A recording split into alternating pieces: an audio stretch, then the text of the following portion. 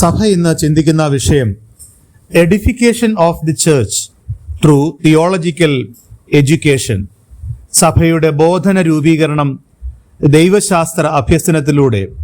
വിശുദ്ധ മത്തായി എഴുതിയ സുവിശേഷം 13-ാം അധ്യായം 16 മുതൽ 23 വരെയുള്ള വാക്യങ്ങളാണ് ധ്യാനത്തിന് അടിസ്ഥാനമായി തിരഞ്ഞെടുത്തിരിക്കുന്നത്.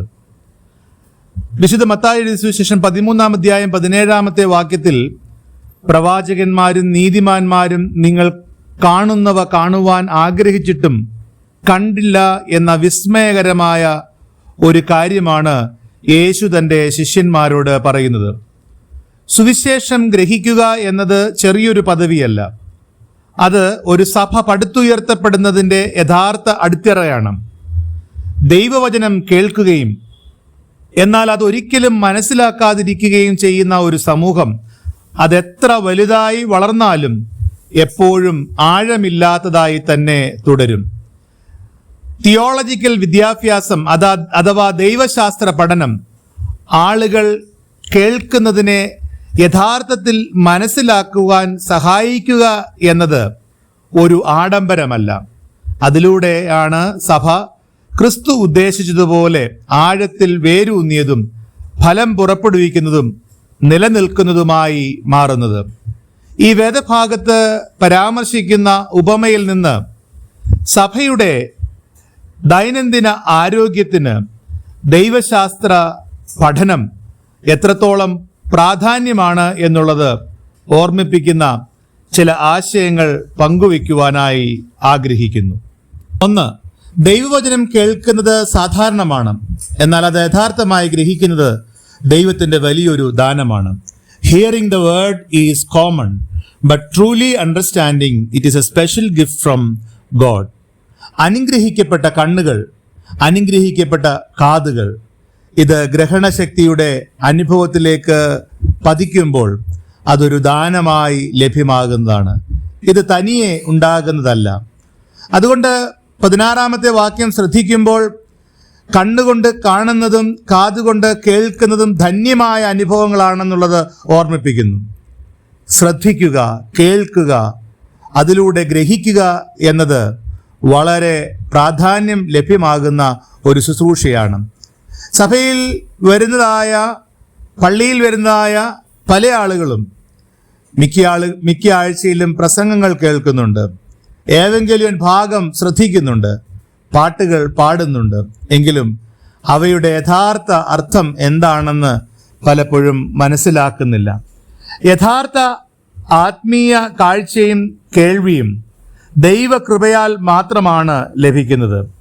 എന്നാൽ ആ കൃപ പ്രവർത്തിക്കുന്നത് നമ്മുടെ ബോധനത്തിലൂടെയും, അതായത് പഠിപ്പിക്കലുകളുടെയും വിശദീകരണത്തിലൂടെയും ക്ഷമയോടുള്ള ഉപദേശങ്ങളിലൂടെയുമാണ് എന്ന് യേശു പറയുന്നു.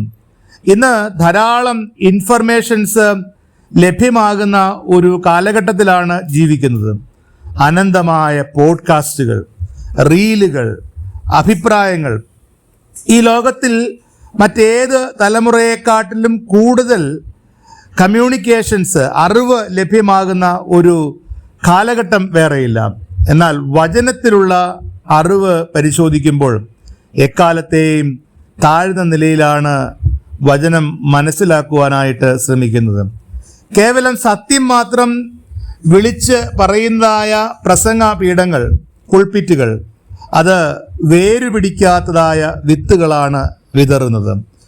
ആളുകളെ വെറും കേൾവിക്കാരിൽ നിന്ന് വചനം പൂർണ്ണമായി ഗ്രഹിക്കുന്നവരിലേക്ക് മാറ്റുമ്പോഴാണ് ഒരു തിയോളജിക്കൽ എഡ്യൂക്കേഷൻ സക്സസ് ആയിട്ട് തീരുന്നത്. നാം സാധാരണയായി ഉപയോഗിക്കുന്ന ഉപകരണമാണല്ലോ മൊബൈൽ ഫോൺ. നല്ല 5G സിഗ്നൽ ഉണ്ടായിട്ടും ഡേറ്റ ഓൺ അല്ലെങ്കിൽ ഒന്നും ഡൗൺലോഡ് ആകുകയില്ല. പള്ളിയിൽ വചനം എപ്പോഴും പറഞ്ഞുകൊണ്ടേ ഇരിക്കുന്നുണ്ട്. പക്ഷെ നമ്മുടെ ഹൃദയം റിസീവ് മോഡിൽ അല്ല എങ്കിൽ പലപ്പോഴും പിശാച് നമുക്ക് ലഭ്യമാകേണ്ടതായ സിഗ്നൽ കട്ട് ചെയ്യും. ഇവിടെ അപകടമാണ് ഉണ്ടാകുന്നത്. അതുകൊണ്ട് നാം വചനം കേൾക്കുകയും കാണുകയും അതിലൂടെ ഗ്രഹിക്കുകയും ചെയ്യുമ്പോൾ ആ ദാനം നമുക്ക് ശരിയായ വിധത്തിൽ ഉപയോഗിക്കുവാനായിട്ട് സാധിക്കും. 2, പ്രതിസന്ധികളിൽ വിശ്വാസം തളർന്നു പോകാതിരിക്കാൻ ആഴത്തിലുള്ള ദൈവവചനത്തെക്കുറിച്ചുള്ള അറിവ് അത്യാവശ്യമാണ്. Deep theological understanding is essential for faith to survive difficult times without withering. ആഴമില്ലാത്ത മണ്ണും ആഴമില്ലാത്ത വിശ്വാസവും വേരുകൾ ഇല്ലെങ്കിൽ വളർച്ച താൽക്കാലികമാണ്. പാറസ്ഥലത്ത് വീണ വിത്ത് ആഴമുള്ള മണ്ണില്ലായകയാൽ പെട്ടെന്ന് മുളച്ചു വന്നു, എന്നാൽ വേരില്ലാതിരുന്നത് കൊണ്ട് അത് ഉണങ്ങിപ്പോയി. വചനം ചിലപ്പോൾ സ്വീകരിക്കുമ്പോൾ ചിലരൊക്കെ ആവേശഭരിതരാകാറുണ്ട്, ചിലർ വികാരഭരിതരാകാറുണ്ട്. എന്നാൽ അവരുടെ വിശ്വാസം യഥാർത്ഥ അറിവുകൊണ്ട് ആയിരിക്കുന്നില്ല. അതുകൊണ്ട് പ്രതിസന്ധികൾ വരുമ്പോൾ അവരൊക്കെ തളർന്നു പോകും. ഈ കാലഘട്ടത്തിൽ വൈകാരികമായ ശക്തികളെ ഉണർത്തുന്ന ഉണർവ് യോഗങ്ങളും അതുപോലെയുള്ള ആരാധനകളും നടക്കുന്നതായ ഒരു സമൂഹത്തിലാണ് നാം ജീവിക്കുന്നത്. ചിലപ്പോൾ നാം കേൾക്കുന്ന വൈറലായ ഒരു സാക്ഷ്യത്തിൻ്റെയോ വൈറലായ ഒരു ആരാധനയുടെയോ വൈറലായിരിക്കുന്ന ഒരു പാട്ടിൻ്റെയോ ഒക്കെ അടിസ്ഥാനത്തിൽ ചിലപ്പോൾ വിശ്വാസവും അതുപോലെ വചനത്തെക്കുറിച്ചുള്ള ധാരണകളുമൊക്കെ രൂപീകരിക്കുവാനും രൂപപ്പെടുവാനുമുള്ള സാധ്യതകളൊക്കെ ഉണ്ട്. ആവേശം സൃഷ്ടിക്കുന്ന ആരാധനകളിലല്ല, ആവേശം സൃഷ്ടിക്കുന്ന വചനത്തിൻ്റെ അനുഭവങ്ങളിലല്ല യഥാർത്ഥമായ വചനത്തെക്കുറിച്ചുള്ള അറിവ്. അതായത് ശക്തമായ ഉപദേശമില്ലെങ്കിൽ പലപ്പോഴും പരാജയങ്ങളും പ്രശ്നങ്ങളും പ്രതിസന്ധികളും പീഡനങ്ങളും ഒക്കെ വരുമ്പോൾ പെട്ടെന്ന് തളർന്നു പോവുകയും തകർന്നു പോവുകയും ചെയ്യും. അതുകൊണ്ട് ആളുകളെ ദൈവശാസ്ത്രപരമായിട്ട് വചനത്തിൽ ആഴമായി ഉറപ്പിച്ചു നിർത്താത്ത കേവലം വൈകാരികമായി മാത്രം ശിഷ്യപ്പെടുന്ന ഒരു സമൂഹവും ഒരു സഭയും മണ്ണിലല്ല പാറമേലാണ് പണിയപ്പെടുന്നത് എന്നുള്ളത് ഇന്നത്തെ വചനഭാഗം നമ്മളെ ഓർമ്മിപ്പിക്കുന്നു. യഥാർത്ഥമായ ആധ്യാത്മിക വളർച്ച എന്നാൽ വരൾച്ചയെ അതിജീവിക്കുവാൻ തക്കവണ്ണം ആളുകൾക്ക് ആഴത്തിൽ വേരുകൾ നൽകുക എന്നുള്ളതാണ്.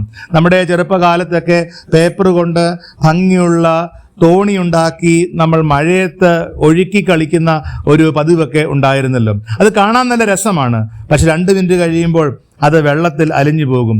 വചനത്തിൽ അടിത്തറയില്ലാത്തതായ വൈകാരികമായ വിശ്വാസവും ഇതുപോലെയാണ്. അതുകൊണ്ട് ദൈവവചന പഠനം, ദൈവശാസ്ത്ര പഠനം ചില ആളുകൾക്ക് വേണ്ടി മാത്രം മാറ്റിവെക്കുന്ന ഒന്നല്ല. ഇതൊരു ആഡംബരവുമല്ല.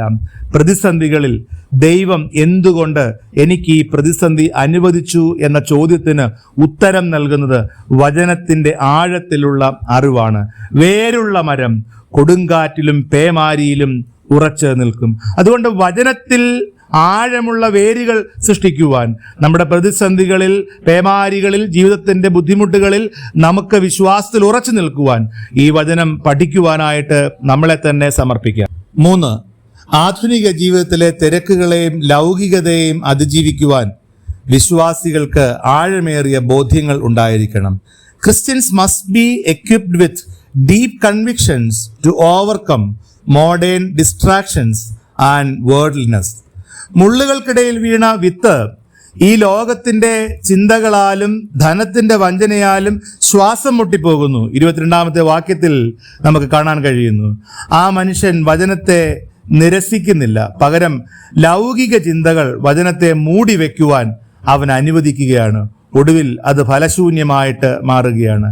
ഇന്നത്തെ ആധ്യാത്മിക ജീവിതത്തെ ശ്വാസം മുട്ടിക്കുന്ന മുള്ളുകൾ കേവലം സമ്പത്ത് മാത്രമല്ല, നമ്മുടെ മുമ്പിൽ നടക്കാൻ സാധിക്കാത്തതായ ചില ആഗ്രഹങ്ങൾ, മറ്റുള്ളവരുമായി താരതമ്യപ്പെടുത്തിയുള്ളതായ ചില ക്രമീകരണങ്ങൾ, ഉത്കണ്ഠകൾ, ആധുനിക ജീവിതത്തിൻ്റെ തിരക്കുകൾ, ഇതെല്ലാം കൊണ്ട് ഈ മുള്ളുകൾക്കകത്ത് ഞെരുങ്ങിക്കഴിയുന്ന ഒരുപാട് ആളുകളുണ്ട്. ഈ വിശ്വാസത്തിലും ആഴമായ വേരുകളില്ലാത്തതുമായ ഈ അനുഭവങ്ങൾ ഉള്ള ഒരു വ്യക്തിക്ക്, വചനം അറിയാത്തതായ ഒരു വ്യക്തിക്ക് ഇതിനെ ഒന്നും തരണം ചെയ്യുവാനായിട്ട് സാധ്യം അല്ല.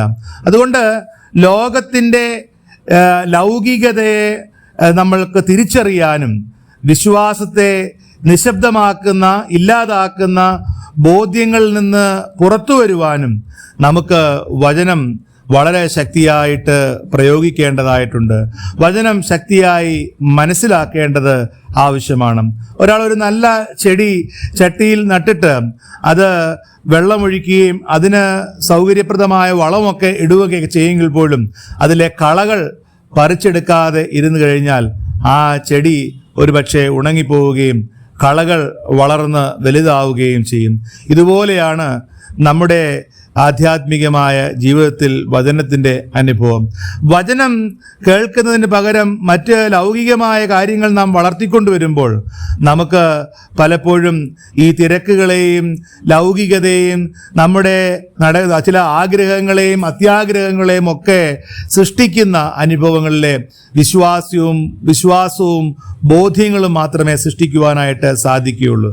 അതുകൊണ്ട് വചനത്തിന് നമ്മൾ നല്ല വളം കൊടുക്കുവാനും ബാഹ്യമായി വരുന്ന ഈ കളകളെയൊക്കെ പറിച്ചു കളഞ്ഞ് വചനത്തിൽ നമ്മൾ ആഴമായി ഉറയ്ക്കുവാനും പഠിക്കുവാനും തയ്യാറാകുമ്പോൾ നമുക്ക് ഈ ലോകത്തിൻ്റെ ശക്തിയെ അതിജീവിക്കുവാനായിട്ട് നമുക്ക് സാധിക്കും. 4, വചനം കേൾക്കുകയും അത് ആഴത്തിൽ മനസ്സിലാക്കുകയും ചെയ്യുമ്പോഴാണ് യഥാർത്ഥ ആധ്യാത്മികമായ ഫലങ്ങൾ ഉണ്ടാകുന്നത്. True spiritual fruitfulness comes only when a person hears the word and deeply understands it. നല്ല മണ്ണ് കേൾക്കുന്നതിലും മനസ്സിലാക്കുന്നതിലൂടെയാണ് ഫലം ഉണ്ടാക്കുന്നത്. ഇവിടെ ഈ ഉപമയിൽ വചനം കേട്ട് ഗ്രഹിക്കുമ്പോൾ ഫലം കായ്ക്കുന്നതിനെ കുറിച്ച് പറയുന്നത് കാണാനായിട്ട് കഴിയുന്നു. ഫലപ്രാപ്തിയാണ് ഈ ഉപമയുടെ കാതലായ സന്ദേശം.